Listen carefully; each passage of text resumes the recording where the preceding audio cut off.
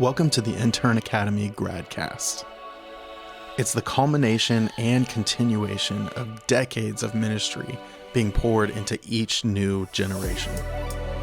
Listen in to intern graduates from all generations and learn what it really means to be a part of this pipeline of leadership that is changing the world one internship at a time. Welcome back, ladies and gentlemen, to yet another episode of the Gradcast.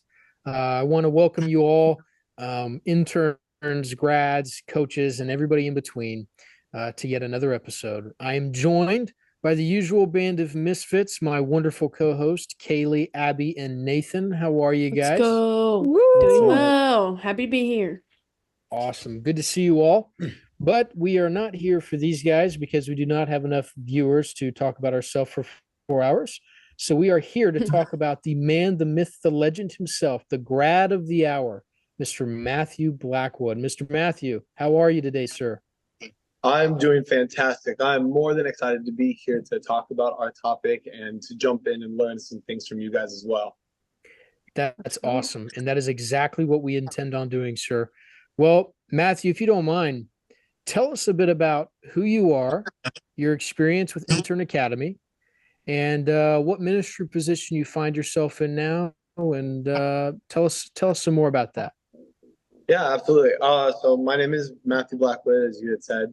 I have lived in Celebration, Florida area for the past 10, almost 11 years. When I was in 5th grade, moved down here with my mom, sisters, and some other extended family. We found ourselves at Community Presbyterian Church here in Celebration. And after the first service, I knew that this was home. This was somewhere where God had intended me to be.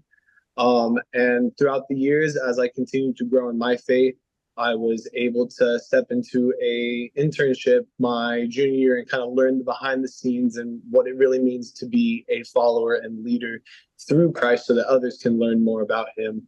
And come 2021, after I had graduated high school, I had stepped into administrative assistant role here at the church, just being Taylor's right-hand man for all the things that we work together on here in our ministry, in the youth ministry, and throughout the church. I have been a part of IA for about a year now. I had joined the IA retreat last year when Taylor had brought me and our other intern up. And it had just sent me skyrocketing into my career and my path to follow God and let him work in me and use me the way that he needs to. Dude, that is awesome. We are so glad that you're here. We're going to try to pick your brain a little bit tonight because that's what we're going to be talking about tonight is mainly how one can leave a ministry that they worked at, served in, served under, better than they originally found it. So we really are looking forward to learning from you tonight. Well, in typical Gradcast fashion, we shook it up a little bit with the last episode. We're gonna do our icebreaker, which Matthew has not been prepared for this, so this is going to be a curveball to him. So Matthew, I hope that you can survive this. Okay, so literally prepare yourself, because what we're going to do is we're going to have the co-hosts go, Abby, Kaylee, Nathan, I'll go, and then we're going to hear from you. Are you ready? I'm ready. Ready. The question of the hour is, you guys may have a favorite movie or book or television show, and much like seasons of ministry are a chapter or a scene in the grand movie or narrative that is our life. And we might be able to reflect on those experiences and have favorite moments. What is a favorite moment in a certain movie, TV show, or book that you guys remember that's very fond and near and dear to your heart, if there is one? We'll start with Abby. Oh, okay. So for me, did you say movie or just the scene? We Like can do specific scene? movie, chapter in a book, scene in a television show, whatever. Okay, so for me, favorite movie ever is La La Land. I don't know if we've talked about our favorite movies and stuff. I don't So, think we have. Yeah, I'm a big fan of that one. My favorite scene is probably the epilogue scene. If y'all have seen it, you know what I'm talking about. At the very end, where they like, spoiler alert if you haven't seen it. Well, I don't want to spoil it. Uh-oh. Full send. They can close their ears. Yeah, you guys can just skip ahead like 15 seconds. Essentially, at the end, there's an epilogue scene, and they basically show what could have been if they had ended up together, Mia and Sebastian. But it's so cool. They like make a whole big thing out of it, and it's incredible. It's so well done, cinematically, musically. Oh, I don't know if any of y'all have seen it, but that's my favorite. It's so good. Very neat. Kaylee? Oh, I go back and forth between Hacksaw Ridge and Frozen 2. Wow. Yeah. Dude, what drastic differences those are. Like, Oh yeah. I actually think that we should stop and analyze this a bit more. Unfortunately, time does not allow, but I don't know to be concerned or really intrigued. I feel like that like is it graphs who I am pretty well, but Frozen 2, I love the ending. I love all of it. I love like how she's like uncertain about the future but knows that she has to go, and it's like this beautiful like, oh gosh, I have to go, but I'm unsure of what's going to happen, and like the uncertainty. I just love that, like that idea and concept of Elsa. She's a little problematic, but other than that, I really enjoy those scenes in that movie. So Wow. Very yeah. interesting. This might be very unpopular, but I actually have not seen the second Frozen film. You gotta watch it. Some might say that I'm a lucky man. No, No, Big you're Nate. not. Tell us, buddy, what's a favorite scene or chapter from a book? Big Nate, tell us a favorite movie, chapter from a book, scene from a television show, or movie. Yeah, I think I'm gonna have to go with the classic just because from recording day, this was 3 days ago. I'm gonna have to go with the fight between Anakin and Obi-Wan Kenobi in Revenge of the Sith in Star Wars. I just think just cinematically it's beautiful. And also you got two dudes who are just fighting with lightsabers that can cut through anything. So just super cool. And I think you can't argue with it, especially on a lava planet. Just you can't go wrong. So gonna have to go with that. A great cinematic duel and on a lava planet, much less. I'm not sure of a better cinematic combination. Just saying. Anyways, I think it's now on me. If I had to say, I think this is going to sound really nerdy, and I think actually, dear viewers, you will find our movie selections very telling of our personalities and possibly, in Kaylee's case, our psychological well-being. However, I think my favorite scene would probably be in Return of the King, when it's a series of scenes actually, where the hobbits return back to the Shire after they had just gone on this long, brutal journey, and they did what needed to be done. And they came back and they found themselves in this awkward transition phase, especially for Frodo, between coming back from his journey and then going to his next journey to the Undying Lands. I found those scenes really telling of life and really telling of how it can oftentimes be in ministry, especially when you hear stories of individuals leaving a ministry that they built from the ground up or got to serve at for a time, and they find themselves in this weird transition phase where they're not the same as who they were before God called them into that ministry, but they're also waiting on the next journey that the Lord is to take them on. I find that really telling, and that's just so happens to be what we're here to discuss tonight. So, Matthew, before we get into the meat and potatoes, though, I think we're all interested and intrigued on what your favorite scene from a movie, TV show, or chapter from a book might be. When I tell you that was actually the biggest curveball I think I have ever been asked, I was not ready for that. And it is That's what we try to do here. Hard decision because my ADHD does not allow me to focus on a movie. So it takes me like 2-3 weeks just to finish one whole movie, just because I can only watch it in like short segments. But I think one of my favorite movies is 50 First Dates with Adam Sandler. And Right. I think my favorite scene, and it's a hard one, but I think it's going to be actually that almost the ending scene when he didn't give up every day, every time that there was a new struggle for him to overcome. When he was talking to the girl who continued to forget everything that happened in the last 24 hours. And he created this little thing for himself and for her, so that every day when she wakes up, even though she's forgotten the last day and the day before, she continues to remember by the note that he leaves and his persistence and willingness to not just let it go. I think that is a really good message that like has really been on my heart, and it continues to be my favorite show. I'll watch it over and over anytime. Good stuff, man. Good. I also think this might be unpopular. I've actually never seen that one either. However, the plot that you just described to me funny. sounds an awful lot like communicating to middle schoolers in your youth group. I'm constantly forgetful of the expectations that one might have for them. Anyways, Amen. on a deeper note, we're here to talk about, again, leaving ministries better than when we found them. That's why, Matthew, we have you on, sir, and we look forward to learning from you. So I think Kaylee's going to take it away for us here. Yeah, our first question, with the idea of kind of entering a ministry and then leaving it better than you found it. I don't think this has to be necessarily like into a church and then another, but even just projects that you've stepped into that were done one way and then done another, as you had to step into that. So I'm curious, like, in what ways have you had to create a new way of doing things in a ministry that you are a part of?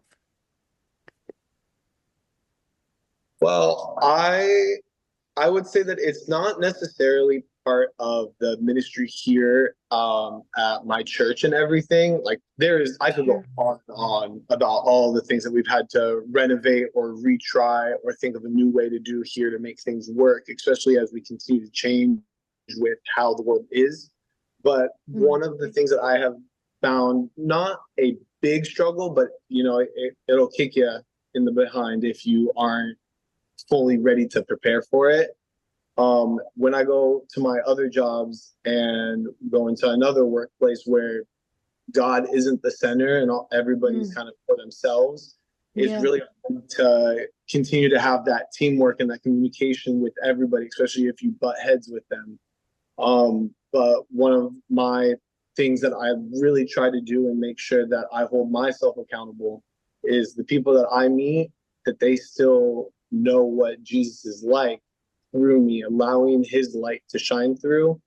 And I try to make sure every job that if I end up working it, that there's a group of people that I can slowly start kind of like pouring into on another sense of just a work friend, but an actual friend that is going outside of work, hanging out with, and making sure that we are all learning and walking together. My friend group that I'm with right now, like, we have been through thick and thin together, and we make sure that we stick to our weekly routine of doing a Bible study together, to making sure that our friendship isn't just about the things that are here on earth, but that we are actually having a connection through God, that he is allowing us to grow with each other. And I think that that is something that should be cultivated in almost every work atmosphere when it is possible, and to do so, all that.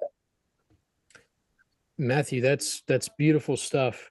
It really sounds like a concept that I got to learn on my internship called relational evangelism, especially when you were talking about working outside in secular environments, about how do I show people who otherwise are not interested, don't know, or maybe had a bad experience with people who claim to be followers of Jesus. How do I still show them who Jesus is through daily interactions with them in an environment where they may not be expecting to encounter Jesus? And not only that, but on last episode, we heard from Jenna, who had a residency at Salem Church of God, and she also shared about how significant it was for her to have a faith community that she could grow in, whether it be in Salem, Ohio, Dayton, Ohio, where she was from, Massachusetts, where she is now, and Indiana for a time. So you touched on some pretty good stuff there, man. Yeah, Thank you. I think that's awesome. And I'm curious to kind of, I mean, you kind of hit the nail on the head already, but I'm curious your thoughts on what are some of the core values that are essential to enhance the impact of any ministry, especially like when it comes to, say, you're stepping out of a role, or whether it's a ministry, an organization, a project, and passing it on to someone else. What are the things that need to be communicated and passed on? I think that one of the most important attributes, you could say, to making sure that when you're leaving something and passing it on is the leadership and the accountability that you are explaining and allowing others to understand what that is.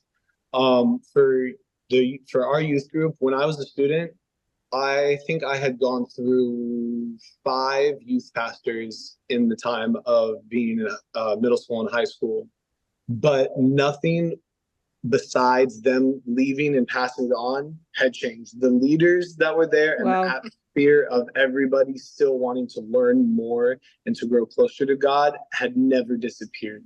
The leaders were ready to pour into the students. The leaders were ready to make sure that they had everything that they needed to make sure that their faith was where it was supposed to be and to help it continue to grow.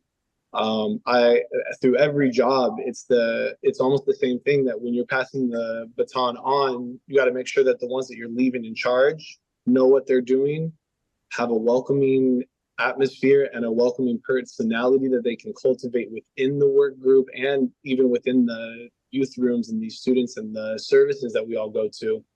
It's all dependent on how the leadership team is making it available for those to know who God is. Yeah, I think that's so cool to hear you say that, obviously they were different people, but the mission was still the same. Everyone still cared as much, and the communication was so healthy. I feel like a lot of times we either hear or see in ministry, like, someone else comes in and it's not the same or whatever, or things, and that's not the same everywhere. But I think you clearly have a great example of here's what happens when you do pass the baton on well. We do care about the mission and we communicate and all have those attributes at the highest priority, because ultimately it's about, serving the Lord. It's not about, just living on high and dry. It's not, so I just think that's awesome. That's really cool. Yeah, it sounds like to me that there's a lot of intentionality that goes into making that as smooth of a transition as possible. Mhm. Yeah. Yes, I mean, there is so many aspects that come into it. And one of the leaders that I had the privilege of being my youth pastor was Matt Didway, who is also very connected in IA. And I mean, he was the youth pastor that was here when I had made that choice, saying I'm going to give my life to Christ. He knew and he taught all of these leaders on how to make sure that the students are knowing that they're loved, that they're feeling welcomed, and making sure that the atmosphere, no matter whether he was there or not, was going to remain the same and intentionally filled with the Holy Spirit. That's awesome. Shout out to Matt Didway, by the way. Yeah, love that guy. Yeah, I mean it's so cool how just transitions, sometimes they can go really good and sometimes they don't. Um, Being a part of a transition 8 months ago where we transitioned our youth pastor and our children's pastor both at the same time. So two full-time roles at the same time were both transitioned. And so seeing now the fruit that we have not lost one volunteer from either of those teams. And so Dang. just the coolness of that, like seeing the That's so transition of dang. that and seeing you talk about it is really cool. So kind of going on to that as somebody for me, this is going to be helpful for me. I hope it is for other IA interns and soon to be grads as well. What are the questions you ask to evaluate how your church does ministry? Ooh, okay. Um, you know, some of the so that's a little trickier one, kind of like a brain tease. I I always make sure one of my biggest helps for me to stay strong in my faith is that atmosphere of worship. Are we cultivating a space where we aren't bringing our everyday lives into it? We're not allowing drama and making sure, hey, is this a safe place where I know that I can worship God and also not be judged for what has come from my past? Um, the one I have the biggest pleasure of being a sole person of giving mercy and forgiveness and allowing God to shine through my life at any point in the time of the day. And for me, it's really important to have a church that is ready to pour into you. So I think that one of the biggest questions is, what is the atmosphere of worship like? How am I going to be able to grow? Is there outlets that I have? And lucky enough, a lot of churches will have most of those, whether it's a young adults, whether it's a men's ministry and all that. They're able to grow from outside of that, making sure that they have a community into the parts that you are needing it the most. That's again really good stuff. It sounds like to me, like this concept that I've been reading in this book that I'm reading. It's everybody probably is reading it, in regards to discipleship, by John Mark Comer. If I'm not mistaken, it's called "Practicing the Way." I just Um, finished that Did you? like 2 days ago. It's so good. Dude, it is awesome. I don't know how. I think Pastor Bob Hawker was just kind of listening to a lot of John Mark Comer at the time, but there were some ideas that he expressed in our first summer internship at Salem that he also expresses in this new book. Um, but essentially, the three things that his book touches on, is be with Jesus. I could butcher these. Like I said, just started, and there's been a little bit of a gap since I've been able to continue reading. It's be with Jesus, become like Jesus, and then do what Jesus did. Abby, do I have that correct? Got it. Yeah. So it sounds like to me, Matthew, you're asking the question in regards to a church: are they spending time, the pastors in leadership, elders in leadership, church staff in leadership, the folks sitting in the pews on a Sunday morning and coming to Bible studies throughout the week or meeting in small groups, are they doing those things alone, or are they actually also spending time with Jesus? Because the cool thing about the body of Christ is that we all have like a unifying mission, that kind of unites us, that we're able to do because of Christ being at the head of the church. And if we spend enough time with him, in our own personal devotions and our own personal disciplines and disciplines with our brothers and sisters in the church, then we're going to be more like Jesus. And then that's going to make us more likely to be able to effectively do what Jesus did. So I really love how you pointed that out. And that's been a common theme that I've been reading and hearing a lot of teaching about lately. So I'm really glad that you shared that. Yes, thank you. Yeah, I mean, there's so much more that even goes into it. One of the really big things that has been on my heart since I stepped into my faith is that community and having those around you for the support.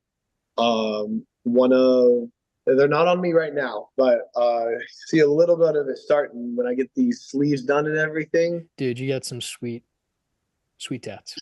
Thank you. Yeah, when I get it finished, part of all of like those that are like most important to me, my friendships, my parents, my family, those that have continued to show the love of Jesus through family and through the friends, it's just all comes together. And I've always loved the concept of a community, making sure that when I do stumble and when I do fall, I'm not just falling back and completely staying on the ground, but I have people that are reminding me, God's love is stronger than anything that I could be going through. God will help me get through it all instead of trying to face it on my own. That's awesome. And another thing that's really cool too is isn't it funny how God puts mentors in our lives, like IA coaches, and other interns to kind of walk us through the process of becoming more like Jesus. They can hold us accountable. They can have difficult conversations with us. They can be honest with us. It's one of the beautiful things about the Bride of Christ, and one of the beautiful things about Intern Academy. Well, and I feel like too, especially on the topic of, you know, transitioning, leaving a ministry better than you found it, like it's gonna be important to have community and people around you because, you know, it's very easy, kind of like we were talking about, to not leave it better than we found it. And so being able to have those around you that are like, hey, are we leaving this the way that Jesus would? Are we, you know, preparing those that are going to step into the role? Are we preparing ourselves for the next role? You know, well, having that community is just a huge part of that. So I think it's awesome. Yeah, great stuff. Matt, one more question for you, buddy. And you've already kind of touched on this a little bit, you know, talking about leadership and things like that. But what are some other ways that you can think of that one can ensure as best they can? Because, you know, I do want to be mindful and kind of throw this out there too. There are sometimes in the providence of God, certain ministries aren't to continue for whatever reason that aligns with his will. And there are other times where due to human failure, things don't kind of last on their own for other reasons. But, you know, just want to be mindful that there are things that do naturally end in according to God's providence. But for the sake of the discussion, in the context of one, you know, let's say that's not the case, as best we're able to know, what are some ways that we can ensure that a ministry can be sustained after the person who started it, the leader who served during, who served over it? What are some ways that that ministry can continue? Like I think of, this is going to be some insight for our audience. We had a little pre-recording discussion where we talked about some bonds that we, Matthew and Nathan and I have to the Lake Wales Care Center in Lake Wales, Florida, who are being led by a really strong leader who has served the community for a number of decades. And, you know, the question is asked, you know, what happens after he inevitably retires? You know, how does that ministry continue? And I see some things in place there. But Matthew, what are some other ways, man, that you can think of a ministry putting some things into practice to help make sure it lasts? I would almost say traditions. I mean, for our youth group here personally, we always make sure that we return to work camp every single year. It's an atmosphere that is developed solely to help the community be in the hands and feet of Christ. And I think if you continue on something that somebody else has started, and especially when it's helping those who can't help themselves or can't afford to get the help for it, it allows that atmosphere of a tradition to grow and to continue. And if you continue to revisit things like that, the atmosphere can continue to grow from it. Whether it's just the camp that you're doing or it's certain types of styles of nights that you do. For us here, we have three different styles for our youth nights. We have our traditional youth night, which will start with games, announcements, worship, message, all that, the good stuff, the normal stuff.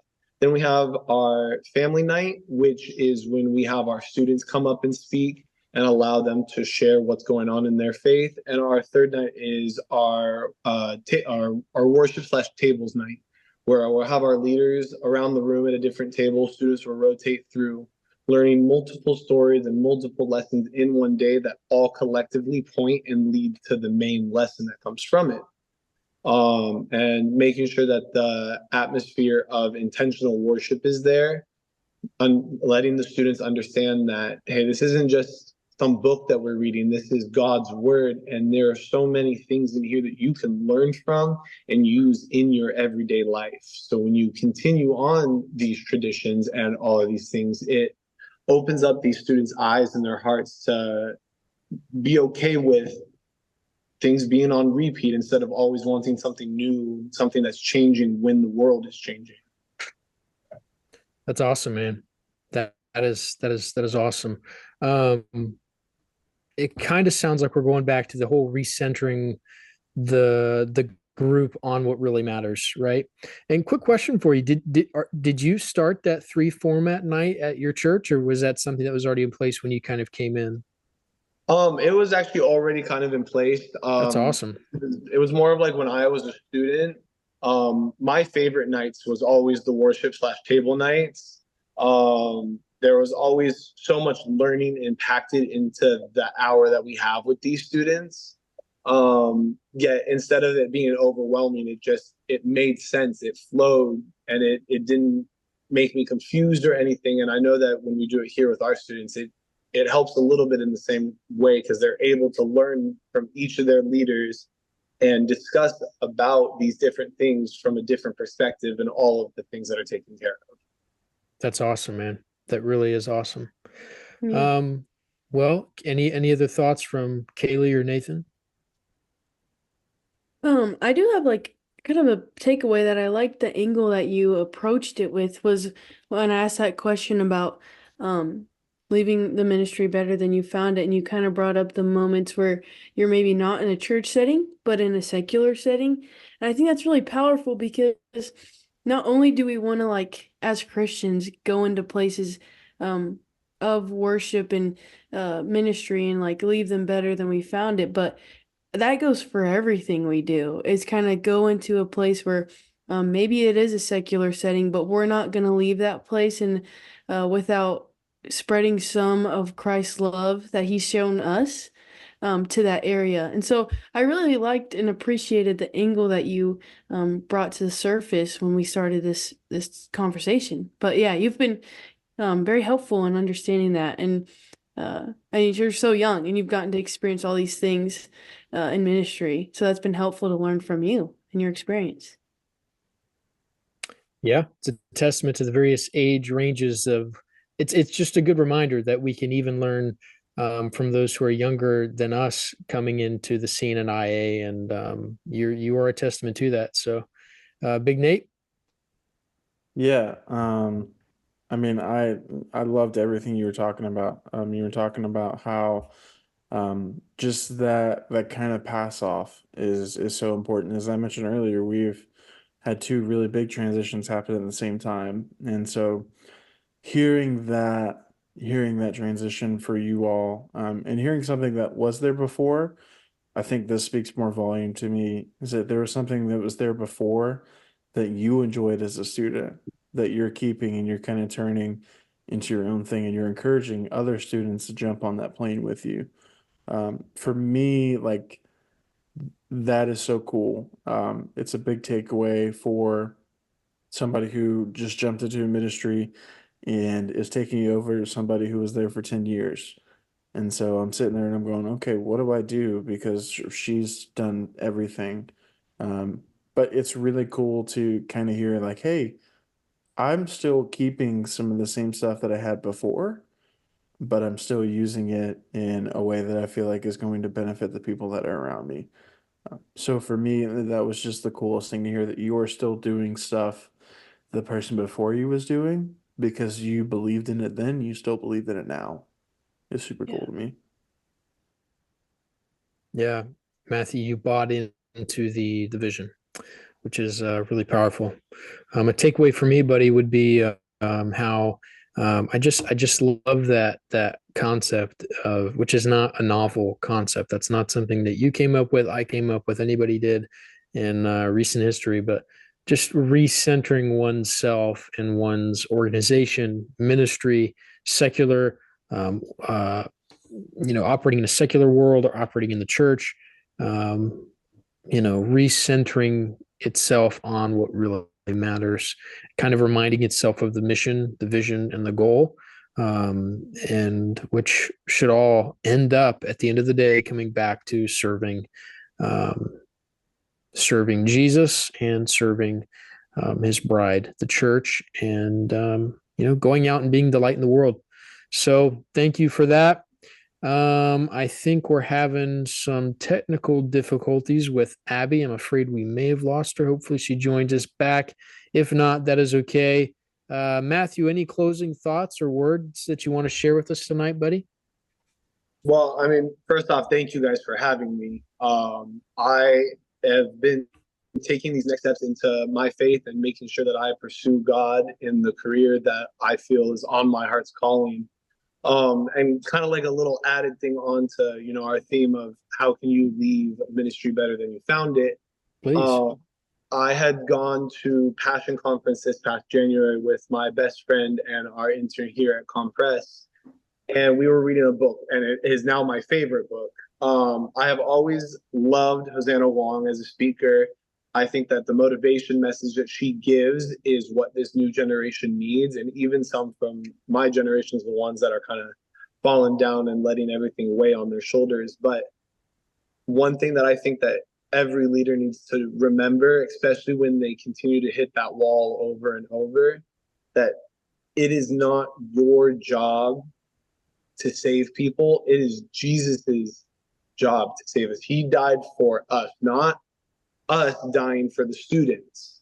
Jesus had died for all of us. And to remember that, hey, right now you might be tackling that wall and you might be getting hit right back down to square one, but to never give up and always allow Jesus to be there with them and remind them who Jesus truly is. That's awesome, brother. It looks like we have Abby back. Abby, while we have you, Sorry, guys. No. Yeah, tornado warnings here. I don't know. The Wi-Fi's being dumb. Who knows? Goodness gracious, it sounds like quite the struggle. Well, Abby, if you can, in between tornado sirens, tell us some takeaways of tonight with our friend Matthew here, if you have any. Yeah. I'm making sure. I thought it was gonna cut out. Hopefully not. I think for me, the biggest thing was, honestly, I have experienced whenever, when I was growing up in youth ministry, there was a point where my youth pastor left and the next person that came in did not do an amazing, it just wasn't set up well. And I think it's just cool to hear that, like, that's not the case with everybody, and like the intentionality that has to be put behind it in order to just keep passing the baton. And I think it's encouraging to hear. And it's just, I don't know, it's encouraging to me, especially like in my own ministry, and also, in the future, just in the things that I get to do and the people I get to serve, and also being able to encourage my friends in ministry, just like, hey, we have to do this well. And yeah, I just think that everything you said was super awesome. And yeah, it was great. Thank you, guys. I mean, I think that there's some things that I can also, take away from this. I also have to keep that in mind that, my situation isn't always the standard situation. There are youth groups and students that go through different things. And, that's one of like the big challenges that I think that I'm trying to learn is I have to also remember to be able to adapt to somebody else's background to be able to help and pour into them as much so I don't hit like that sensitive spot or make sure that I don't cross a boundary that I didn't know was a boundary. Yeah. I mean, hey, that's a valid concern and one that we should all be mindful of. So Matthew, man, thanks again for joining us tonight. We learned a lot from this discussion. I hope that our viewers did. And on behalf of Intern Academy, I just want to thank you for exploring God's call, man. And I pray and I hope that my co-host and the viewers will also join me in praying that you continue to do so, and that you just be guided as you go about your different ministries. And we're so glad that you're joining us in IA, man. And we look forward to connecting with you, brother. Absolutely. No, I has been such a big part of everything for me lately. So I thank you for the prayers, and I will keep you guys in my prayers, and can't wait to see you all in real life in person. Awesome. Well, hey, man, look forward to seeing you maybe at stay-at-home work camp here in Lake Wales, Florida. But I look forward to seeing the rest of the co-hosts and the viewers on the next episode of the Gradcast. Thank you so much for joining us tonight, and we look forward to seeing you at the next one. Just a quick disclaimer, tonight's discussion was not sponsored by the Lake Wales Care Center. Anyways, thanks for joining us, interns, coaches, and grads, and we will see you next time on the Gradcast. Bye-bye.